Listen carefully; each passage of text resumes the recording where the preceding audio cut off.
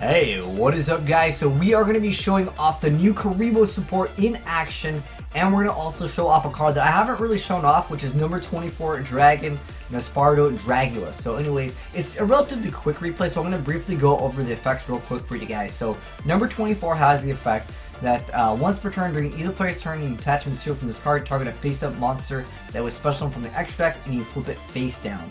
And then if this card you control it leaves the field by opponent's card effect, you just special summon it in face down defense position. If this card is flipped face up, you get to send one card on the field to the graveyard. So basically you can flip himself face down, and then you can get rid of one card, and that can be activated during either player's turn. So that's a really good effect that you can flip him down during either player's turn, or just anything really. You can stun your opponent, and if they don't stun you, then you can go ahead and flip it face down, then flip it back face up, get rid of a card. Really good effect. But more importantly, we're going to be abusing number 78 in this video. So number 78 just lets you randomly get whatever you want from the extra deck, essentially.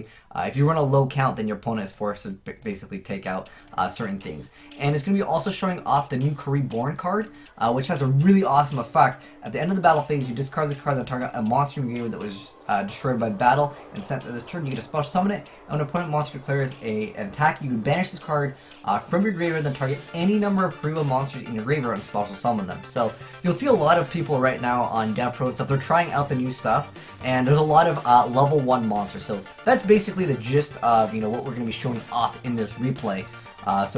Number 81, really good card, again making it with that number 78, because you have a lot of access to rank 1s in this deck. You can see his opponent also is playing, his opponent's playing a different build. He's playing a lot of other stuff. He's also playing Kane and Abel. So there's a lot of people again just trying out the new Kuriboh stuff, see if it's any good, and it's okay. I don't want to say it's super meta, it's going to be tier 1 confirmed, but I think it's an okay deck. It depends what other rank 1s we get in the game, because I know the Kuriboh support's pretty cool. I mean, that's a fan favorite card, Kuriboh. Definitely one of the cards I think a lot of people remember from the TV show. Surprisingly, I actually remember one episode of Yu-Gi-Oh! Where he had Kuriboh defense. I think he used multiply on Kuriboh, and he got infinite Kuribohs. Now, in the real game of Yu-Gi-Oh! You only have 5 card slots, but in the TV show, they cheat all the time. So he had infinite Kuribohs. It was kind of broken. They didn't have synchros back in the day, otherwise you could have exceeded for infinite cards. But nonetheless, pretty cool. Actually, those might have been tokens, which I don't think you could exceed with, but nonetheless, knowing the TV show, they synchro with, or they would exceed with, whatever. Just because it's the TV show, they do whatever they want, they break the rules of the game. But nonetheless, Kuriboh, it's just good, you can activate its effect, get back a monster, and then again, going back to the effect where you're going to banish it and summon any number of Kuriboh monsters. That's a really good effect. I mean, you could potentially get out 5 monsters.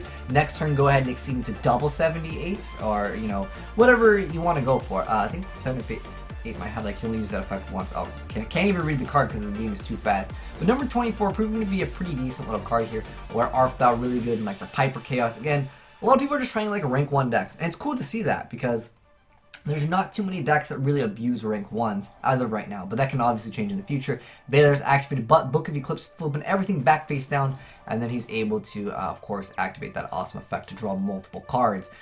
His opponent didn't have anything, so it's kind of cool to see interesting interaction with some of the older cards. If you guys haven't seen Book of Eclipse, a little bit of an older card. It saw some play in some FTKs with Morphing Jar, but you change all face-up monsters and fill the face-down defense position.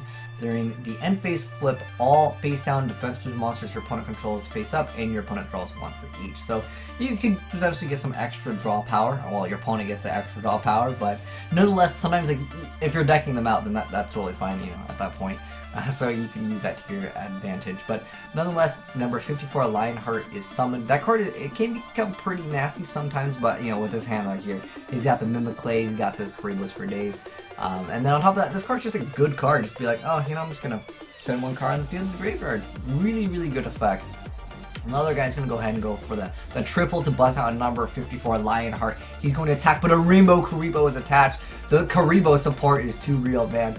But this Dark Sanctuary card, this is a really annoying card sometimes to run into. But he's also playing King Kuriboh. He's going to go ahead, go for those rank 1 plays. Going to go ahead and spam for days. Because remember, guys, you're going to be able to get out so many Kuriboh cards for free. So at that point, hand destruction is completely irrelevant. But these rank 1 decks, man, it's cool to see. They got Ceasefire. I don't know, he's just trying to burn his opponent. Because, I mean, remember, this inflicts 500 damage for each face-up effect monster on the field. And if you just spam the board with 5 on your side, that's 2,500. Maybe they got 2 or 3, that's 3,500. That's like half of someone's life point. They activate like a warning, you know, or just any other card. You know, that's a lot of life points, especially if they activate double notices. Plus that, like, you can game your opponent pretty fast. I mean, Ceasefire. Oh man, I think it was at, what is it at right now? I think it's still at 1. Like, that card can get really nasty, especially with all the pendulums now in the game. It's still a pretty decent card, nonetheless. Mystic Piper summon, and he's got that Utopia roots. But the Kuriboh, man, the Kuriboh support is real.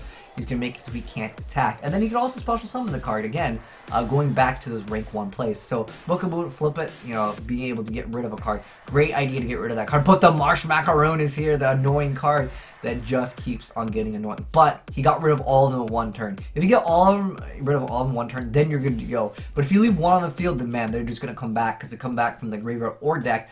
But you can see the Kuriboh. We got the Rainbow Kuriboh, and there's also the what's it called in the TCG? Clear Kuriboh is what it's called in the TCG.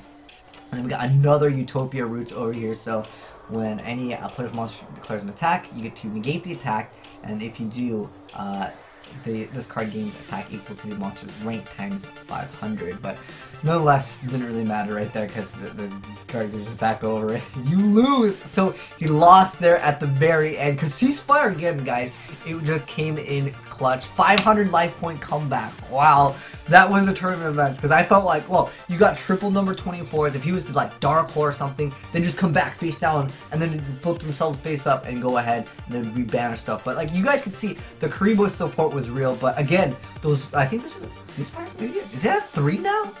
Wow, like I don't know. Nonetheless, he had Cypher in his hand. He was about to deck out. That was an anime status duel. Like the guy had advantage for like the entire game, but you know what? He believed in the Marsh Macaroon and also the Ceasefire. And then he had the Cypher just in hand, dude. Too cool, man. Amazing replay. Thanks for sending this in, Teriyaki. Very good replay indeed. Like I said, it's tournament events. Didn't expect that at all. I bet you guys thought that this guy was gonna win. But anyways, thanks for watching, guys. Let me know your thoughts on some of this Kuriboh stuff. You guys think it's pretty good? I think it's more fun right now. It's not really like the best deck, but nonetheless, it's something that people are looking forward to playing, and I think it's an okay build. Like, you know, it's an okay, decent little deck.